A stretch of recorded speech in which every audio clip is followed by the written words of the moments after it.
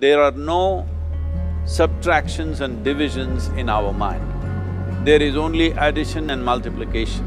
I will just remove negative thoughts and I will have positive thoughts. All the best, it's not going to work. It's just that you need to pay little attention as to how it functions. You will see there is a distinction between what is you and what you have gathered.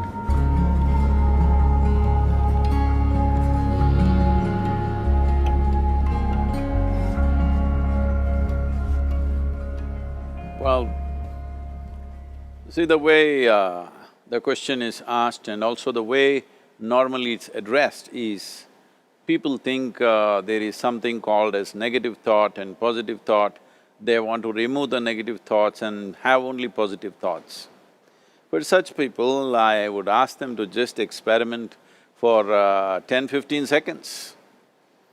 Let them forcefully remove one thought from their mind. For example, next 10 seconds, just don't think of a monkey. Try not to think of a monkey for next 10 seconds. You will see you will be full of monkeys. So what I'm saying is, this is the nature of your mind, because in this mind, all the three pedals are throttle.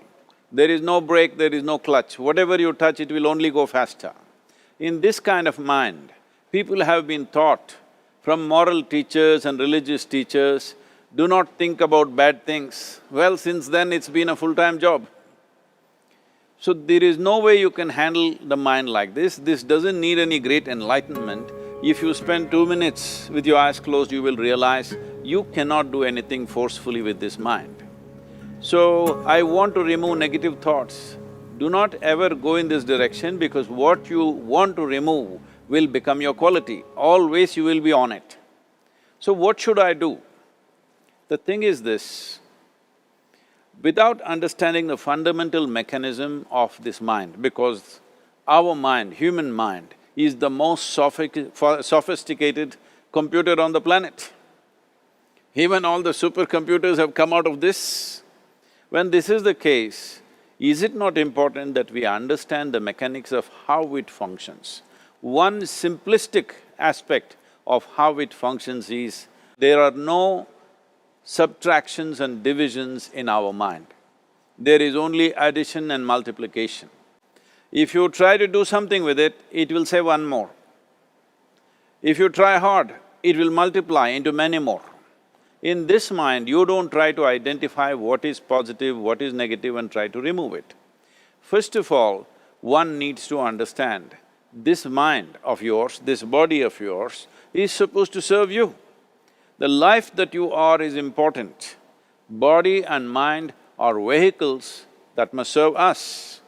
If you sit in a vehicle, it must go where you want to go. If it goes to its own destination, what is the point of such a vehicle? It's just a nuisance. Right now, most human beings are unfortunately experiencing this fantastic possibility of human mind as a nuisance, as a troublesome thing. Well, this is the most beautiful thing you have. It's just that you need to pay little attention as to how it functions. One simple thing is this. First and foremost process is, that's why we put out this process called Isha Kriya. This is to distance yourself from your physiological and psychological process. There is something called as you which exists. This is not a composite of all your thoughts and emotions and physiological processes. Beyond that, there is you. If you close your eyes, even if you cannot see anything, you're still there. It is through the window of your eyes that you're looking out, but if you close your eyes, it doesn't mean that you don't exist, you still exist. So beyond your thought, you still exist, beyond your emotion, you still exist. So that you, the life that you are, this has to come into your experience. Why is it that you're not allowing that to come into your experience, which is the most significant aspect of who you are? Who you are right now, the most significant aspect is, you and me are alive right now, this is it. What I'm thinking, what you're thinking is not the important thing. We are alive right now, that is the important thing. So, it is important that you focus on this fundamental sense of aliveness within you, and then you will see there is a natural distance between you and your thought process. Once there is a distance between your psychological process and your physiological process, this is the end of suffering. Because there are only two kinds of suffering that human beings go through, physical suffering and mental suffering. Once you create a little space between you and your mind, between you and your body, this is the end of suffering. This is something every human being has to experience and know, otherwise thinking I will just remove negative thoughts and I will have positive thoughts, all the best, it's not going to work 100%, it's not going to work because nobody can remove it, they can avoid it for some time. So when negative thoughts come, you say Ram Ram, Shiva Shiva, whatever you want, but this is just avoiding, it's not gone. The moment you stop that, it will pop back with great force, otherwise it'll come back in your dreams.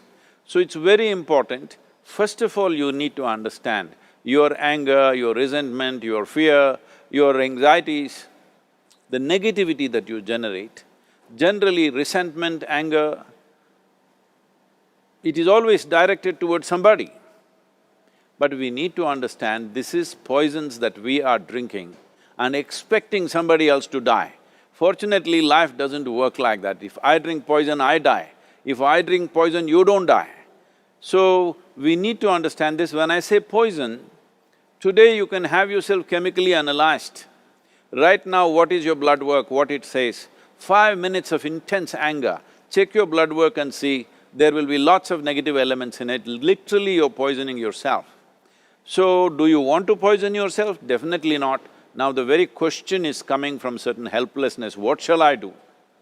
Don't do anything, just sit back and just concern yourself with something which is a life process. Maybe your heartbeat, maybe your breath, maybe just the sensation of being alive. Depending upon how sensitive or how perceptive you are, accordingly, find something. It could be a sensation in the body, it could be breath, it could be heartbeat, it could be anything, something which indicates life to you. Just pay attention to that for some time. Slowly you will see there is a distinction between what is you and what you have gathered, which includes both your physiological and psychological possibility or mess, whatever you made out of it.